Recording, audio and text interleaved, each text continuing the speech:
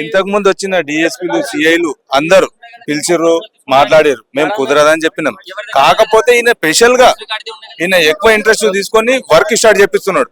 ఎందుకు ఇట్లా చేస్తున్నావు సార్ అంటే మాకు పైనుంచి ఆర్డర్ అంటున్నాడు. ఇక్కడ ఉన్న ఎంఆర్ఓకి మేము ఇచ్చినాం. గతంలో ఎంఆర్ఓకి బాగా చెప్తా నోటీస్ టైప్ చేపించి మా విలేజ్ లో ఇది వద్దు ఫ్యూచర్ ప్రాబ్లం అని చెప్పి నోటీస్ చేయడం జరిగింది.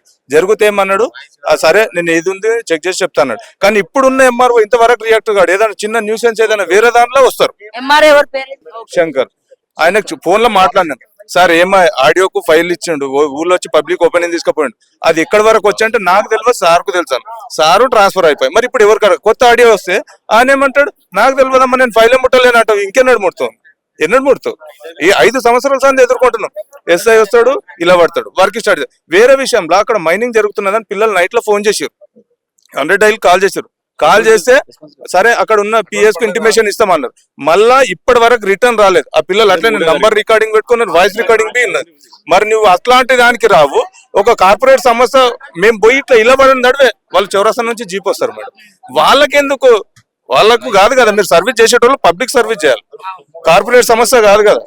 మేము 5 సంవత్సరాల సంది కష్టపడ్డది. ఈ ఎస్ఐ వచ్చి వాళ్ళకి సపోర్టెడ్ గా ఇలబడి మరీ పని చేపిస్తున్నాడు. ఇది కరెక్ట్ కాదు సార్. మీరు ఈ రోజు ఉంటారు, రేపు వేరే ట్రాన్స్ఫర్లు వెళ్ళిపోతారు. ఎప్పటికీ ఉండేది మేము విలేజ్ లో. దయచేసి ఈ విషయంలో ఇన్వాల్వ్ కాకపోవడం మంచిది. పోలీసు వాళ్ళు గతంలో ఉన్న ఎమ్మెల్యే సాబ్ ఊర్లో విజిట్ కి వచ్చిండు, స్కూల్ విజిట్. ఆ రోజు అడిగితే పోలీసు వాళ్ళకి ఒకటే చెప్పిండు, మీరు అటువైపు వెళ్ళకండి, అది ఊరోళ్ళు వాళ్ళు సమస్య క్లియర్ చేసుకుంటాడు. కానీ మేము సామరస్యంగా చేసినాం. 5 సంవత్సరాలుగా సామరస్యంగానే ఆపడం జరిగింది. కాకపోతే వాళ్ళు తాగుబోతు కొడుకులు ఎవరో మడ్డిక పాటుగాళ్ళు సెక్రటరీ పెట్టుకున్నారు. వాళ్ళు వచ్చి కళ్ళు దాక్కుంటా ఊళ్ళో తిరుగుతారు.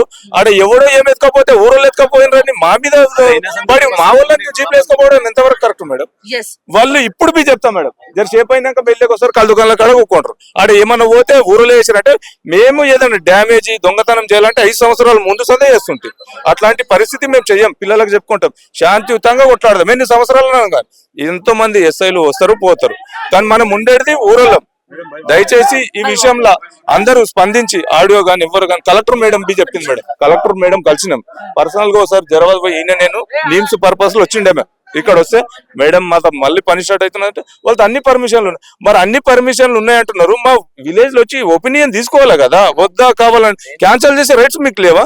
ఎస్ఐ ఏమంటారు, పర్మనెంట్ సొల్యూషన్ ఎంచుకో, క్యాన్సిల్ చేసి అంటే ఎవరు క్లియరెన్స్ చేస్తారు ఇది పర్మనెంట్ సొల్యూషన్? అది చెప్పు సార్ నేను పోతా అంటే నాకేమడుగుతావు, నువ్వు ఎవరికి అడగాలి? మరి నువ్వెందుకు వస్తున్నావు?